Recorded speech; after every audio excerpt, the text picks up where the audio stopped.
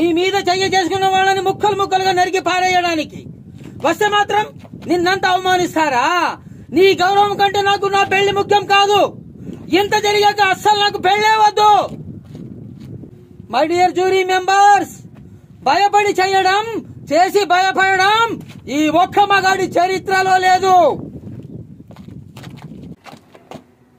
నన్ను చూడాలనిపిస్తుంది కదూ నీకు? నువ్వు చూసేది నా చితి మంటలు కాదురా, నా గుండెల్లో మండే మంటలు.